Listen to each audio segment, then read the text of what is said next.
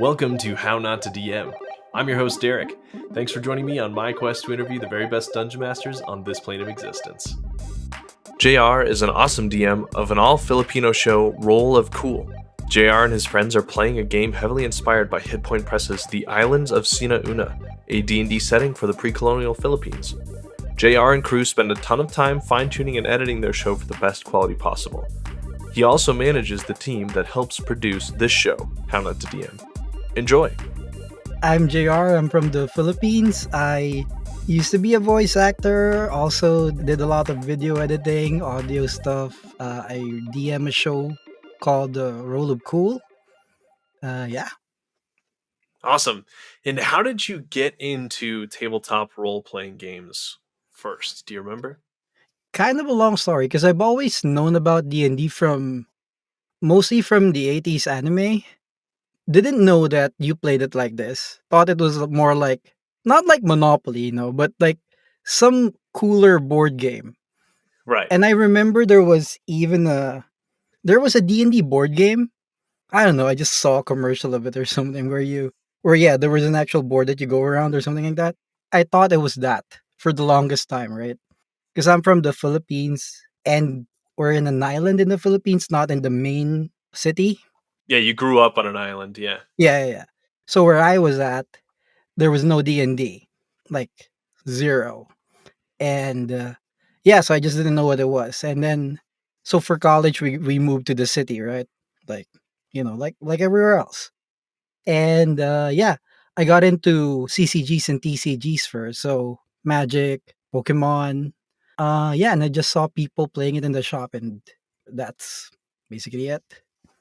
Okay, so you were into like Magic and Pokemon, you were collecting cards and that kind of thing, and then going into a hobby shop, you saw people playing D&D, and that's how you got connected with it. Yeah. Yeah. I also played Mage Knight, which is, I don't know if you know that game. It uses minis as well. So it's like, so Warhammer is like the expensive game, right? Spend like Right. $1,000 and stuff like that. So I couldn't play that because I was in college, obviously. And so I played this other game where you buy booster packs. It's kind of a trading card game, which is like kind of Warhammer, where you buy booster packs for like $6 or something like that.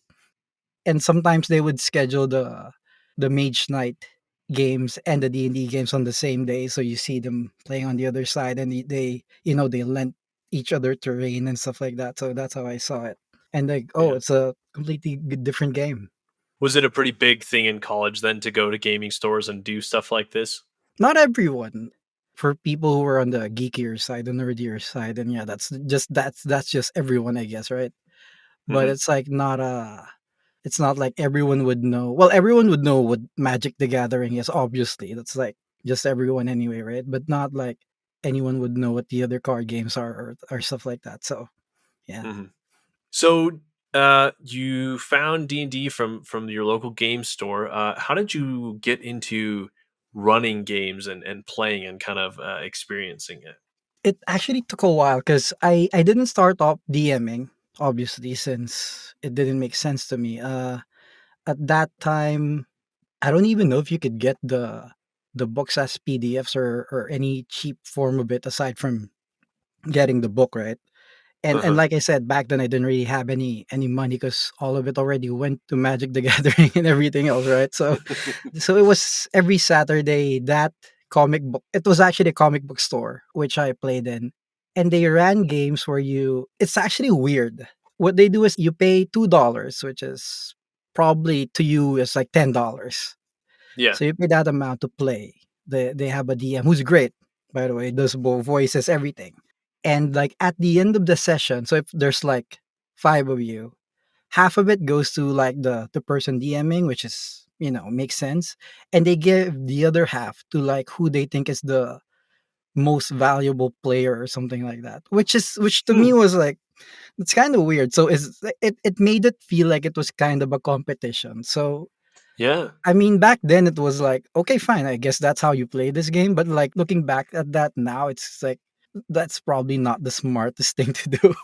Right? Have you ever seen it at other stores, or was it just that store where they were doing it? Here, I think, no, I think it's just that store or even just that person and his friend who's DMing, right? But they're Yeah. like they're a big comic book store. Like they're people who've been playing since like AD&D or something. So Yeah. I guess it's just a way to get people to pay to play and stuff like that because you're getting people who are competing in other card games and other miniature games, right? So I guess that made sense. But it's yeah, Yeah, a way to make money on it. Yeah, that makes sense instead of just show up and get to play. Yeah, that is strange though. I've never heard of someone doing that before. I've heard of paid DMs, but never like the most valuable player. and I tell you what, it does kind of feel bad when you don't win the money. Right. So yeah, Like, oh man, I sucked at role playing tonight. Yeah, like, oh man.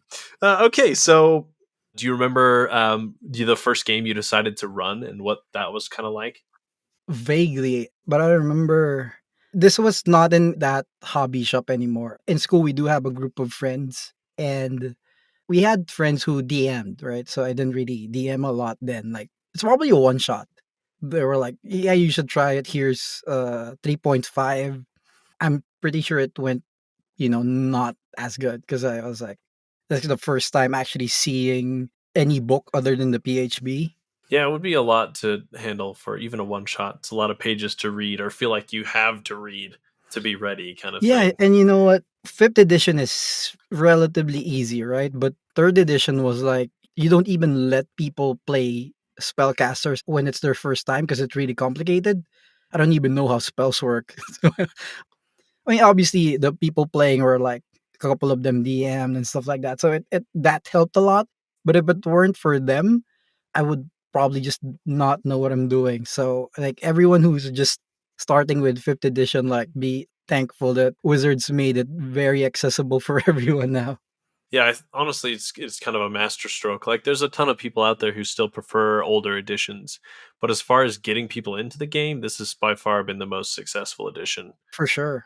In your time running games, I love kind of getting down to the big problems or mistakes you've kind of found as you're running games yourself that other people could learn from. So, what do you feel like are some of the big mistakes you made, whether they're like specific times that you did something wrong or maybe like things that you've done consistently that you had to change, after realizing that it wasn't the best way to do things. Going back to the making people compete for for the game, which is like what my first couple of months or so was. I did kind of run games like that where it felt like a competition for everyone. That's definitely something you shouldn't do.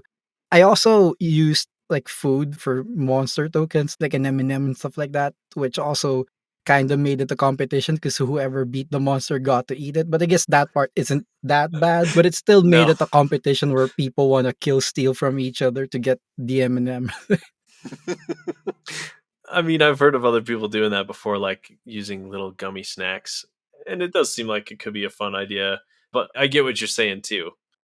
So, as far as like favorite moments you've had, either running games or playing in games, what are some of the your favorite moments from games that you've played in or run that are really epic or really funny or really memorable to you and the people that you're playing with? Funny enough, for me it's always player death. Not like I like killing the PCs, obviously, but it's like Right. if you get to a point where the players accept their player death, they're like at peace with it, like a whole drama thing that happens, like where it's weird, like it's kind of saying goodbye to the character and like it's hard to describe, but it's like if you get to a point where your players are okay with it and they appreciate it, it's a good feeling. Of course, it's the other way around where if someone's just pissed that it happening, then that's the complete opposite. But yeah. Hmm. Speaking as someone who's never killed a player before, I Oh know, wow. shocking. Oh, but it's also fifth edition, right? Which is it's Yeah, I yeah. I haven't actually been running games that long. I just really like talking to people who have and like learning from them. So that's why I'm doing the show. But I'm not incredibly experienced, and so yeah, that's something I haven't done yet, and I wonder how it's gonna happen. Don't just suddenly think of doing it though. Oh, no, no, no. I wouldn't go out of my way to do it. Yeah. But my players in my current game are certainly at a high enough level that I'm not pulling any punches. So Yeah. it may happen, it may not. I'm not trying to force it, but I having never experienced it, I'm interested to see what it's going to be like. But hearing from you that it's been some of your favorite moments, that's at least reassuring to me that, like, if I can make it seem like it was worth something or it meant something, then perhaps it'll be okay. So, yeah. As you were kind of learning how to run games yourself, even now, as there's more and more media out there to consume, what DMs out there have you looked up to or really tried to take a lot of lessons from as you kind of run your own games? Is there anyone in particular whose style has really influenced you, or maybe someone who you just look up to, for the way they run their games? Well, I mean, here's a shocker. The voice actor, watches Critical Role and sees other voice actors and Matt Mercer, who's an awesome DM, and sees, oh, that looks great, right? Yeah, he is an excellent pick. So I can't fault you for that. People argue he's the best or he's not, and that's probably not something you want to talk about. But like for me at least, also having like a skill set where I can make, do voices and stuff like that, for me it just makes sense, right? I agree with you though. Matt Mercer and Critical Role was some of the first D&D media I consumed, right? As soon as I learned about the game and my friends invited me to play, they mentioned it offhand one time and I was like, "What is this?" And so I went and I found it, and I was, working a tech job at the times, and I still do, and so not a lot of time to like have a YouTube video or a stream up to watch it, but I listened to all of season 1 and I learned a ton of things, Like you said, whether or not you think he's the best or not, I don't really think it's a worthwhile discussion, but I agree that there's a ton you can learn from him. And for me, it's actually two people, right? So the whole style of DMing, it's Matt Mercer, obviously, right? But like the deeper, like how to compute things and stuff like that. Colville, like if you finish the whole running the game Yeah. series, right? There's like Hmm. a ton of things that you can learn from that. Yeah. I've also watched all of those. Which is awesome though, right? Because like before these things were out, if you wanna learn how to DM well, you go to your hobby shop and hope that you have a great DM, and that's the only person you can learn from, right?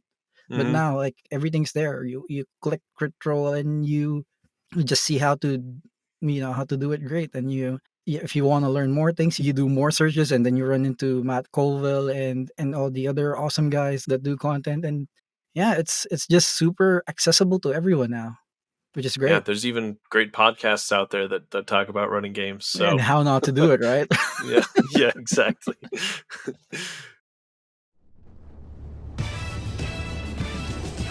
Welcome to Quickfire Chaos.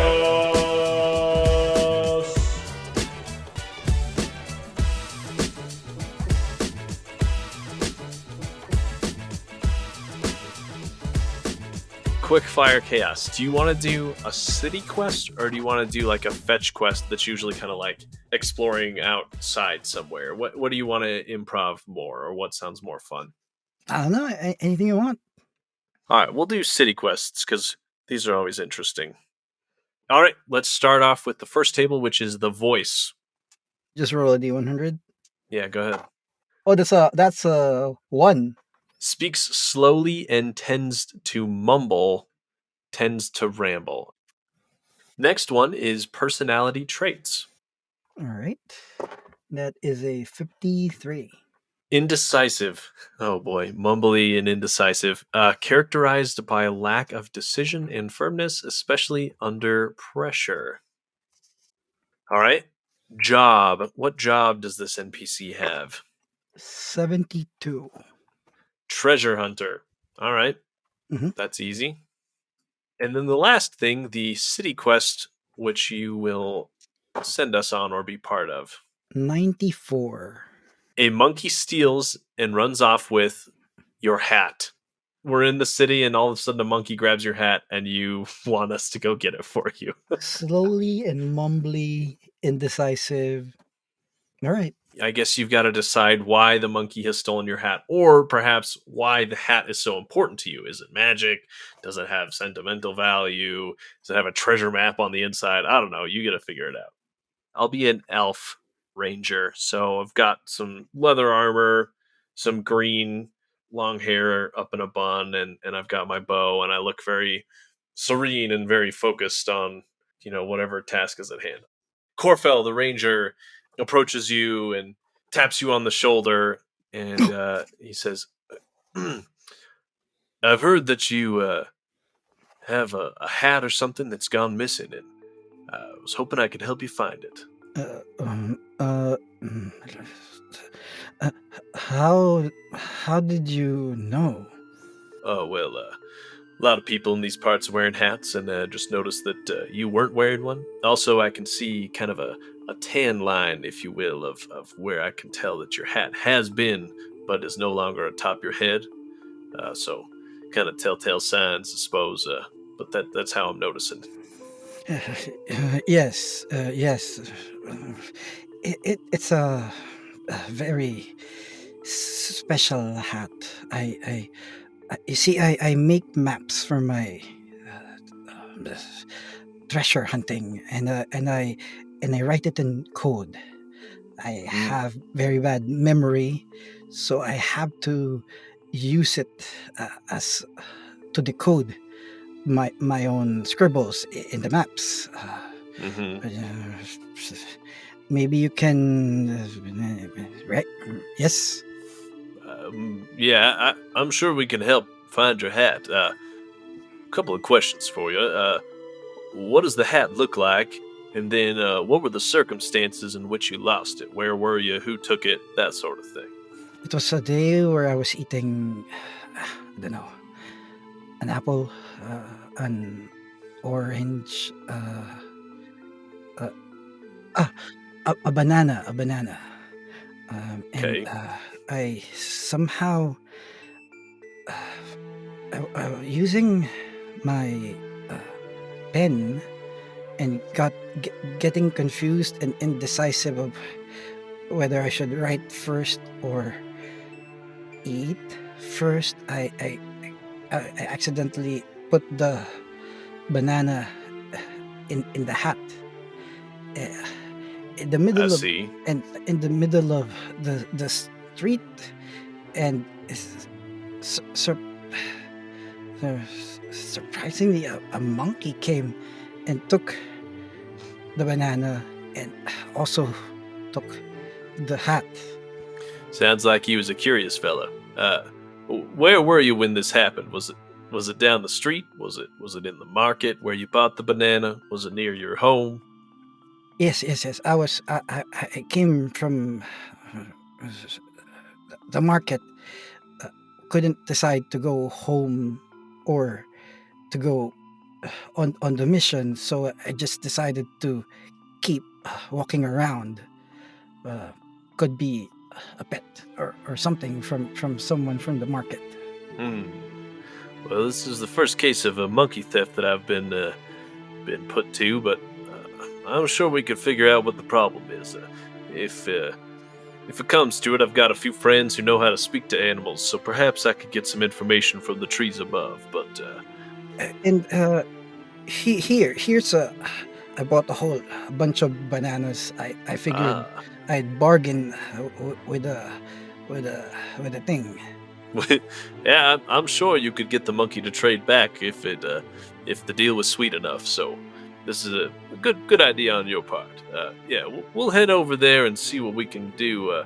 But rest assured, sir, I think we can get your hat back. There is a question of course, the price. It does sound like this object is worth quite a pretty penny to you. So, what say you? What do you have to offer? Here's the current uh, the current map I'm working on. I could share with you one fourth, half, maybe. That sounds quite fair to me. Of course, we'll need the hat to decode it. So, Of sounds course. like a good deal to me. Well, sir, why don't you head home and rest a while, and we'll go about finding your hat. And once we find it, we'll come and fetch for you. We'll fetch you. Thank you, good sir. Uh, have a good day now. Sleep well. Rest easy. Okay. Yeah, JR, you mentioned earlier that you're the DM of a show called Roll of Cool. So, for people who haven't heard of it yet, what is Roll of Cool? How did it start? Where did the idea kind of come from, and how is it going today? Right. So Roll of Cool is a show where it's all Filipinos playing D&D. It's all in English, obviously, so it's accessible for everyone. It's part of T4C Studios, along with a bunch of other great shows. But how the whole thing started was I always wanted to do a show. The first idea was getting a few voice actor friends and doing one that's in Tagalog, our Uh-huh. language, right? Unfortunately, the voice actors who are the full-time voice actors, etc., like the actual, working dubbing voice actors, there was like one other person who just knew what D&D was. And I know there's a great overlap with anime loving people and D&D, right? But Uh-huh. somehow, for whatever reason, there wasn't an overlap in the Filipino dubbing voice acting community with D&D. So I tried hard, but that just didn't go. So just decided to do something with other people who just play D&D, other friends who play D&D, and still wanted to make it somewhat Filipino. And during that time, Sina Una came out, and which is a 5e supplement that's based on pre-colonial Philippines. So I guess it made sense that that's what we were doing, right? And yeah, so far it's doing great. It's not like crit role level or anything like Few things are. in terms of audience and everything else, right? But like, Yeah. we have a great cast, we have a great story so far. So yeah, Yeah, so you mentioned Sina Una, the book that you are using for your game. Tell us a little bit about the book. I know it's got a lot of like Filipino legend based monsters and that kind of thing, but does it include a lot of plot hooks itself, or are you homebrewing most of the game? What's that kind of like? What's the content like? that's everyone's misconception where they think Sinauna is a campaign book. And I'm not downplaying what's there. It's a lot. It's like almost two official Wizards books thick.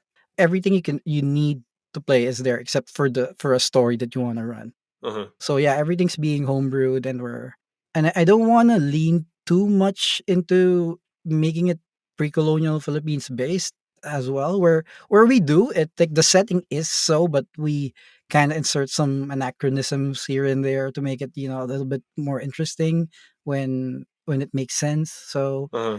So yeah, but like everything you'd need from boat sailing stats and details about what food you can find in the Philippines during that time and how so they have a set of islands in the book and they describe each and they're loosely based around certain islands in the Philippines. They don't really say which is which, but like one of them has an actual volcano which exists.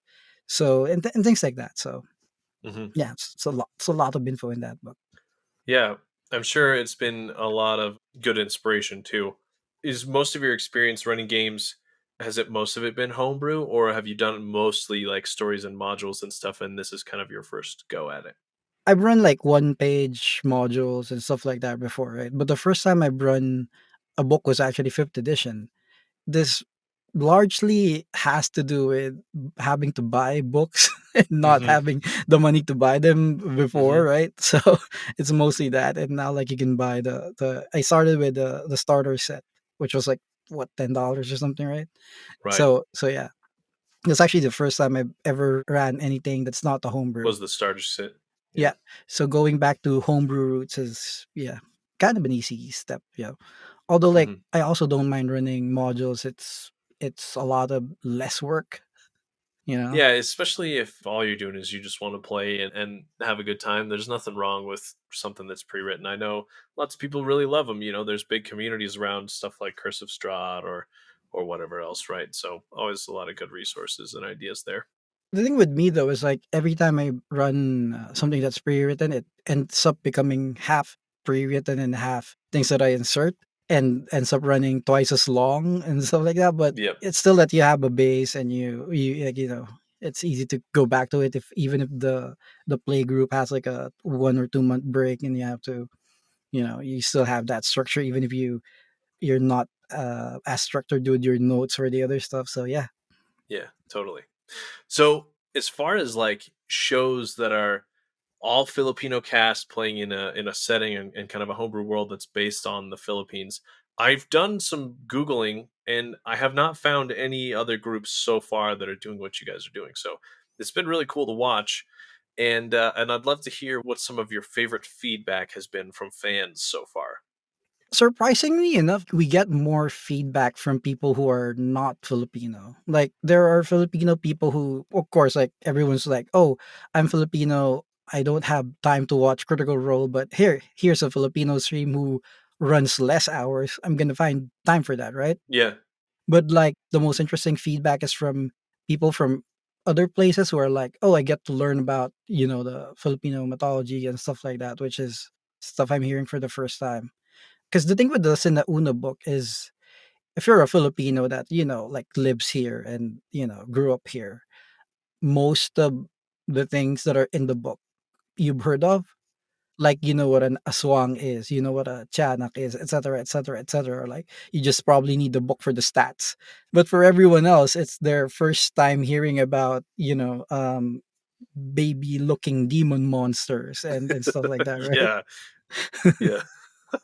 That was such a crazy encounter. Oh man. I loved how you kept referring to them as babies too. Like, anyway, it's been fun because I have a coworker who was born in the Philippines, or his grandparents still live there, and I've been, every week or whatever, I'll listen to or watch the show, and then I'll ask him a bunch of questions after, and it's fun to hear like, oh yeah, my parents told me these stories about this thing. Oh, that thing, I've never heard of that, and then we like Google it and find out it's from a different island, and a different kind of subculture in the Philippines, and that's probably why he hasn't heard of it. But yeah, it is really fun to learn stuff like that.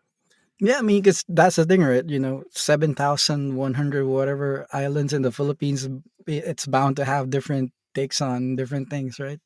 Yeah, totally. You mentioned, like the comic book store that you went to in college and that kind of thing. But what is the tabletop gaming scene like in the Philippines? And, have you seen it change a lot in your time playing games like this? We've always had, well, Magic is obviously the staple because, everywhere has Magic the Gathering, right? D&D is less commonly played in hobby shops compared to competitive games, because I'm guessing it's because people pay for those games, like the shops earn money from them, which they should, right? It all makes Uh-huh. sense. Lately though, it's I guess it's mostly because of Critical Role, right? That it's just a lot more people playing now. You can actually walk into a hobby shop on a weekend and find a group which you wouldn't be able to do before, right? Like you'd Uh-huh. be able to play, and like in that particular shop I was able to pay those dollars and play. But like otherwise you'd look for people you play other card games with and or other hobbies with, and those people become your group. But now it's like you walk in, there's a group, there are groups in Facebook where like looking for players, Discord servers. It's very different. And also it's the number of players more than doubled or tripled even during the pandemic. Mm. So that obviously had a lot to do with it, right? Yeah. A lot of the people in the role of Coolcast are actually pandemic players, as we call them, which they picked up dice during the pandemic, or pushed keyboard buttons for dice. Yeah. I mean, I've had more than one guest on this show who started doing stuff during the pandemic, so it's definitely not uncommon. There's a lot of people who've been only playing a year or even less, or or two, and they're doing great stuff, which is just great. Yeah, it is really fun. So, when people hear how long you've been playing, is it kind of like, whoa, like JR, he's so seasoned? That's always like, oh, you're old. I mean, I didn't want to say it, but And I mean, yeah, it's also like I am kind of old though, right? But it's also like I've been playing card games since I was, in grade school and stuff like that. So, Mhm. but yeah, everyone is like, oh, some people don't even realize that there are editions or something like that, Right. and think it's just like a revision of the PHB or something, and they don't even realize that there's completely different gaming system or rule system. Yeah. I know in the Discord, the T4C Discord, though, you've posted a few times about going to stores and being able to find the books like special edition covers and stuff like that. So it seems to be gaining enough ground that it's easy to kind of go and find that stuff when you're looking for it, huh? That partly has to do with Magic the Gathering because it's Wizards, right? Uh-huh. The alternate covers are actually to be able to sell them, to be able to get them, you need to be a certain Wizard store level. Interesting. So since Magic is a big thing, the shops build up to be the whatever premier level stores because of Magic, not because of Uh-huh. D&D. And D&D is kind of a we're lucky because of Magic that we get those things. Yeah, and there's been more and more crossover recently too, and I'm sure that doesn't hurt getting people into the game, right? If they're familiar with Ravnica or Theros or whatever else, it can kind of be easier to kind of get them to try it out. So Surprisingly for me though, like again, it doesn't hurt, but it's also like I've never gotten like a friend that's into Magic the Gathering to D&D because there's a D&D Magic setting. hmm, Like there would be people who are playing Magic the Gathering who would just be interested in D&D period or because of Crit Roll or whatever like that. But it's never, oh, Paris came out, so I'm trying it. So right, yeah, interesting okay, enough, yeah. I guess I haven't converted any Magic players either. So right? in starting the role of cool, because you started it under the T4C Studios umbrella that I'm part of as well. I know there were some bumps in the road here and there to get the show going, and kind of as it's been running. So if you were to go back to JR in the past and tell him, here's a few things you could do to make this a little bit easier, what advice would you have for yourself to make your stream a bit easier to set up and get going and that kind of thing? Because like everything else, like the characters, the story, and everything, writing for it isn't really a problem. It's the tech that kind of got in the way. Mm. A lot of it is that we have one player who's remote, and the rest are going to be in studio. So, I mean, I wouldn't want to say to my past self, "Hey, don't get that guy," but because he's a great guy. But Right. but also, it's mostly like what to do with setting things up and actually testing things out really early is what I would Mm. suggest. Because I do a lot of studio stuff, right? And but not really in D before.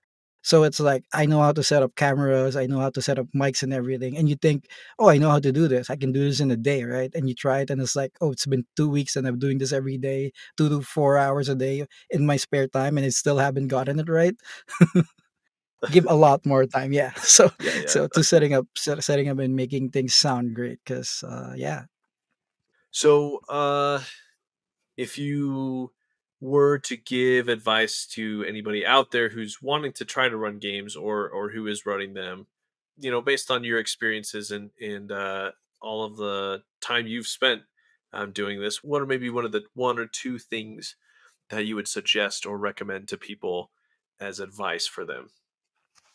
So you've probably gotten a lot of advice from a lot of people here, and just to make things a bit different, I'm gonna do something that's kind of in the, on the voice actor side because I figured Cool. you haven't had a lot of those, right?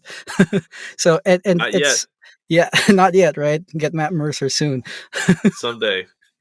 Knock on wood. It's gonna happen. This is something that from Hank Azaria, if you're familiar with him, The Simpsons, Ah, voices yes. Mo, Cheap Wiggum, etc. For DMs wanting to do voice acting or voices for their NPCs, his advice, and this advice for general for like voice actors and stuff too, right, is bad impressions make for good characters. So don't be afraid to try to do an impression of someone. And if Hmm. that turns into something totally different, then that's your new voice. He does that with The Simpsons as well. If you remember Lou, the other cop, he's like, sounds like this. So that's his bad Stallone impression. Really? Yeah, and his fat Tony, the gangster guy, the Godfather, is his bad Godfather impression and just Yeah. turn into different characters. So I do that a lot with my games as well, where you just pick a character in TV and like just do a really bad impression of them, and that's the that's your character voice. So who's your worst impression that you do then? I just do bad impressions of everyone. The funny thing with impressions though is people like when like could you, like wow when you do Owen Wilson, man, everyone just loves him. That's pretty good. I think it's like how because when you do Owen Wilson, you have to talk like with his enthusiasm, and everybody just ends up loving that NPC because like they're like, yeah, Owen Wilson is the perfect bro or something, Yeah, he is. Well, right? So that settles it. My next NPC is going to be Owen Wilson. Thank you, JR. right, and that also makes it easier for you to like when you're doing homebrews. So you like this is Rothgar, the barbarian or whatever, and like his voice is Owen Wilson. Just write that down, and like when you go back to it, it's like, oh, you know the voice. Smart. Yeah. Instead of like, oh, did I use this or that, or like, yeah, my notes are never very good about the accents I use for people. Yeah, So and it can be smart. specific, like it could be Jack Black from School of Rock, or like stuff like that. Like it's a very easy way of noting things down. I like it. Advice we haven't had on the show before, so that's Right. even better. Let's wrap it up then with where people can find you, they can find your work, and where they can interact with you online. Right. So the role of cool currently, and I don't know the schedule once this airs because it's going to be a while, obviously. Yeah, it'll Currently be it's July, so yeah, who so knows? it might be a different schedule. I don't know, but currently it's 7:30 p.m. Philippine Singapore time, which is I think it's 12 hours gap EST. Yeah, so 7:30 p.m. Singapore and Manila time is 7:30 a.m. Eastern time. Yes, So you're right. 7:30 a.m. Eastern time, but it does rerun 7:30 a.m. the next day here, so that's 7:30 p.m. Eastern time on a Monday, and the URL is something I don't know. Wait. So it airs 7:30 p.m. on Mondays Singapore time Mhm. and Manila time. So that's 7:30 a.m. Eastern on Mondays, and that's And then rerun 4:30 a.m. 7:30. Pacific. But then Yep. 4:30 p.m. Pacific, 7:30 p.m. Eastern when it re-airs, and the URL is It's twitch.tv/ the Fort Culture, Fort with the number 4th. And on YouTube, the current schedule is after airing them on Twitch, the hour-long episode blocks go on YouTube on a Wednesday and a Friday. We're just spacing it out for, YouTube algorithm stuff. So it's youtube.com/Dragon Culture. awesome. Yeah, I'll make sure to put in all those notes. And thanks for joining me, JR. I've chatted with you a bunch previous to this, but it's good to kind of get to know you from a DM's point of view, as Mm. most of the stuff we're talking about has nothing to do with this. So, yeah, good to get to know your philosophies running the game. And I've really enjoyed the role of cool so far. Like I said, my coworker actually quit and left, so Oh, I have to text him and ask him questions now. He's at a different company now, but it's still been a lot of fun to learn about the Philippines and to watch you guys have a ton of fun. I know you put hours and hours and hours of work, because I see the hours of work you put into the role of cool. So yeah, I definitely appreciate how much time and effort it goes into creating something like this, and I think you've done a fantastic job so far. no, thanks, Eric.